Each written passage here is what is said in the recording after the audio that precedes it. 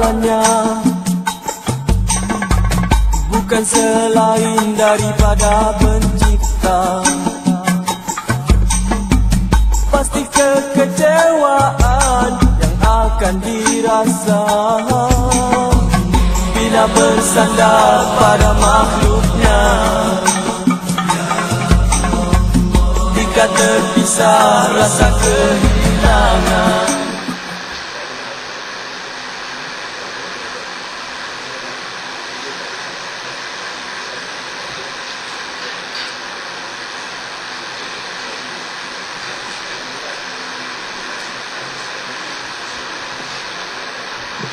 Assalamualaikum warahmatullahi wabarakatuh. Bismillahirrahmanirrahim. Alhamdulillahirabbil alamin. Wassalatu wassalamu ala asyrafil anbiya'i wal mursalin wa ala alihi wa ashabihi ajma'in. Rabbi shrah li sadri wa yassir li amri wa hlul 'uqdatam min lisani yafqahu qawli. Subhanaka la ilma lana illa ma 'allamtana innaka antal alimul hakim. Rabbi yassir wa la tu'assir. Rabbi atmim bil khair. Rabbi adkhilni mudkhala sidqin wa akhrijni mukhrija sidqin waj'alni min ladunka sultanan nasira. Tuan-tuan yang dirahmati Allah, pada malam yang berbahagia ini kita akan bincangkan masalah kepimpinan. Babu ma jaa fil imam. Bab yang telah datang untuk menjelaskan hadis mengenai hukum syarak atas pemerintah bagi sekalian manusia, yang bincangkan bagaimana menjadi seorang pemimpin negara. Ketahuilah kiranya saudaraku, siapa menjadi pemerintah am atas sekalian manusia, hendaklah perintah dengan adil menurut sebagaimana yang disuruh oleh Allah. Maka raja besar dan sultan wajib atasnya memelihara rakyatnya, memberi perintah suruh, pelihara apa dia hukum Allah dan Rasulullah, dan memberi perintah menjauhkan apa yang ditegah oleh Allah. Jangan memberi mereka itu merosakkan agama atau mendatangkan apa-apa jalan yang merosakkan agama dengan jalan, dan jangan memberi mereka itu memperkecilkan hukum syarak atau mensesiakan haknya. Dan perintah rakyat itu menjaga siapa berlindung diri pada mereka itu, dan beri perintah hendaklah memerangi seteru muslimin.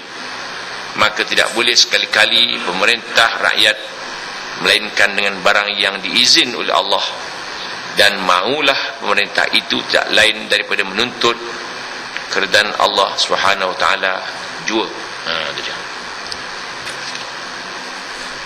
Jadi perenggan yang pertama ini menjelaskan kepada kita tanggungjawab sebagai seorang pemimpin.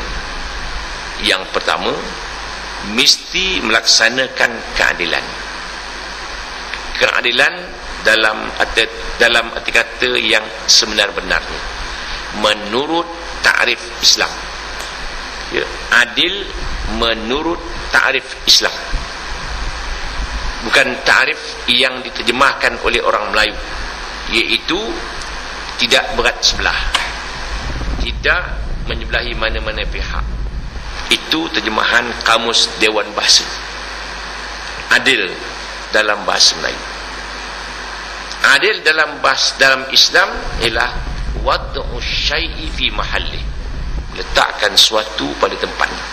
Itulah adil yang diiktiraf oleh Islam. Kalau dikatakan songkok, adilnya letak di kepala, adil. Letak di lutut, tidak adil. Kan kadang-kadang tak songkok lutut, kadang-kadang tidak adil tu. Sian songkok tu, bukan tempat dia. Itu maknanya. Jadi adil dalam Islam ialah meletakkan suatu pada tempatnya. Dan dia kata hendaklah ia melaksanakan perintah amar ma'ruf dan nahyul munkar.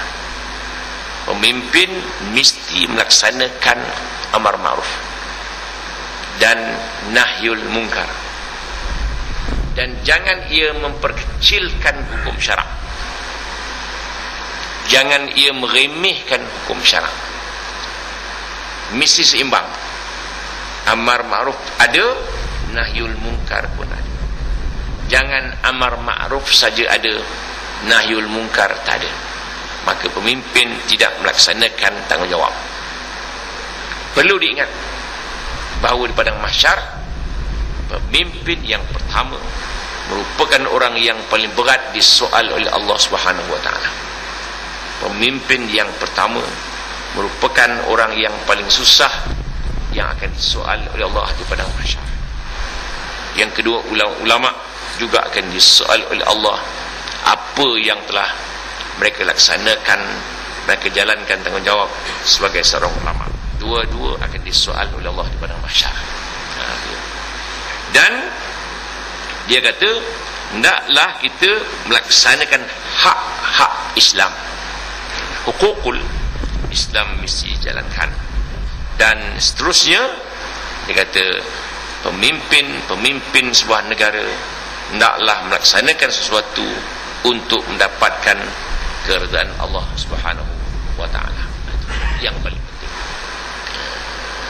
Itu sebabnya Sayyidina Umar bin Abdul Aziz dilantik menjadi khalifah, berhari-harian dia menangis kerana tak hendak menjadi pemimpin nombor satu itu.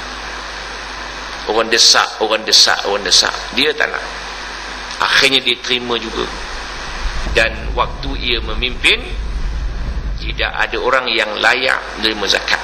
Walaupun 2 tahun memerintah, tidak ada orang yang layak menerima zakat. Beberapa hari orang jalan mencari orang menerima zakat, tak dapat.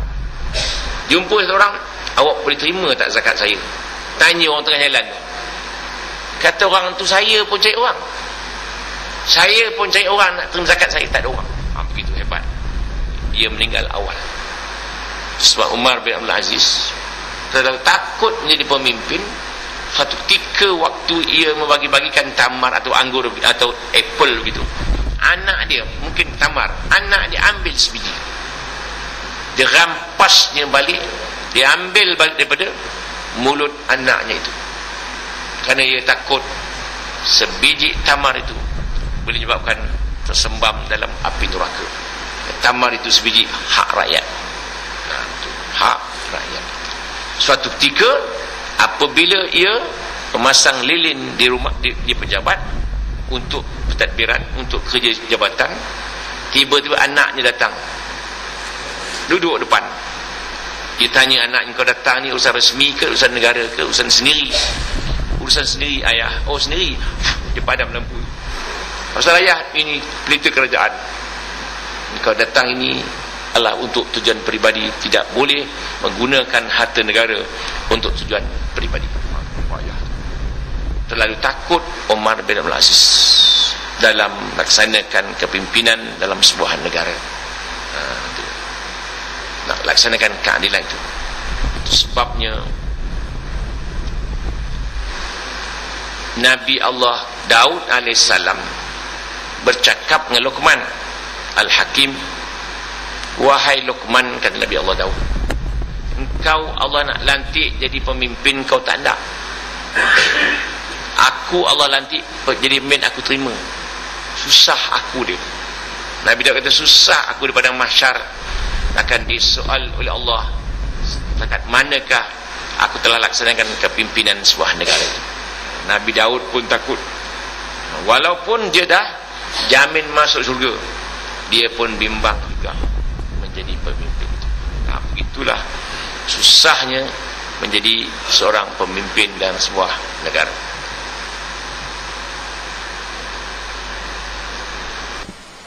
Hadis ini selalu kita dengar. Kullukum ra'in wa kullu ra'in mas'ulun an ra'iyati.